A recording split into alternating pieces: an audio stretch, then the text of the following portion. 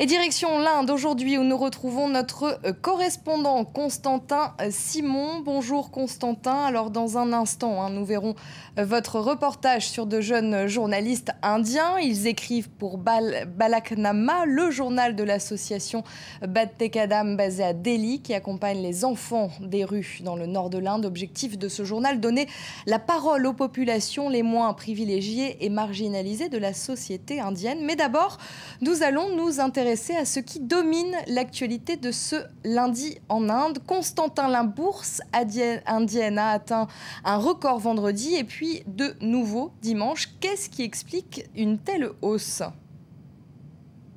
Alors, ce record, en effet, a été atteint hier lors d'une session spéciale de 90 minutes organisée pour Diwali. On a vu quelques images. C'est un moment, un festival très important et donc un moment considéré comme de bon augure.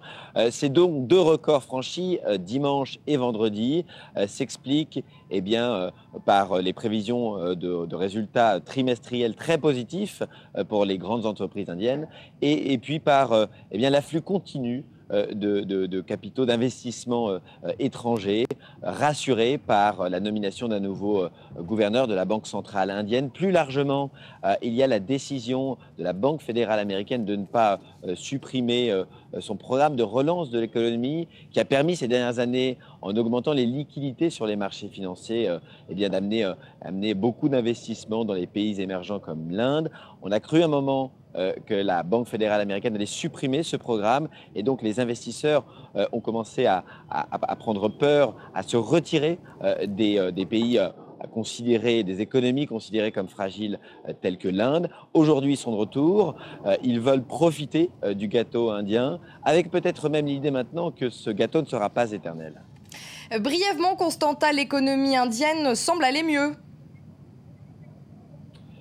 Alors, la bourse indienne va mieux, mais sur les fondamentaux, l'économie indienne est toujours fragile. Bien sûr, elle est à 5% de croissance, c'était le taux de l'année dernière, mais on est loin des taux de 9% dont l'Inde pouvait se vanter avant la crise financière et même jusqu'en 2011. L'économie indienne souffre, elle est passée dans une nouvelle ère.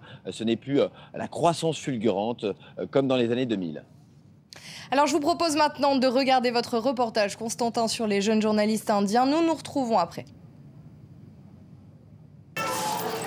Chetan et Rani, 16 ans tous les deux, et déjà des journalistes chevronnés qui enquêtent là où les médias indiens ne vont quasiment plus jamais, les bidonvilles de New Delhi. Ils parcourent ce matin les ruelles de Raghuvir Colony à l'ouest de la capitale, dans un quartier où s'entassent 35 000 familles à la recherche de témoignages. Autant d'histoires qui avant étaient la leur. Tu dois continuer à étudier, c'est important. Mais j'ai arrêté l'école l'année dernière. Tu ne vas plus à l'école? Mais pourquoi? Ce sont mes parents qui ont décidé. Non, tu dois continuer, c'est pour ton bien. Pourquoi tes parents ont dit non? Ils n'ont pas d'argent. Des portraits comme celui-ci, Rani et Chetan en ont écrit des centaines pour leur journal. Balaknama, littéralement, la vie des enfants. Et toi, tu veux faire quoi plus tard? Docteur. Docteur? Waouh! Tu sais, tu devrais étudier beaucoup pour y arriver.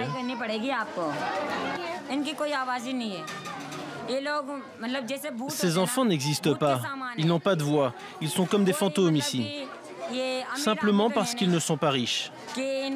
Personne ne les écoute. Alors que ce sont quand même des êtres humains.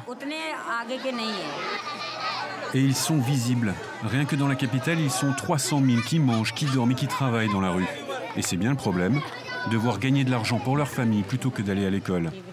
La force du journal, justement rémunérer ces journalistes en herbe 30 € par mois pour leurs articles, tout en les accompagnant dans leurs études.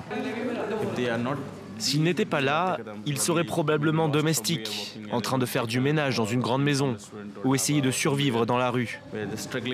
Ici, on leur donne les clés pour réussir dans la vie. Ça vous rend heureux? Oh oui. Je pensais que les journaux n'écrivaient que sur les stars, les actrices ou les gens connus. Je n'aurais jamais imaginé que quelqu'un puisse s'intéresser à nous, qui n'étions rien. Avant, c'est ce que je pensais. Le prochain numéro sort dans quelques semaines. Depuis 10 ans, une cinquantaine de jeunes journalistes ont déjà signé les pages de ce journal, qui tire aujourd'hui à 50 000 exemplaires chaque trimestre. Et merci beaucoup Constantin d'avoir été avec nous. Et c'est la fin d'Asie Direct.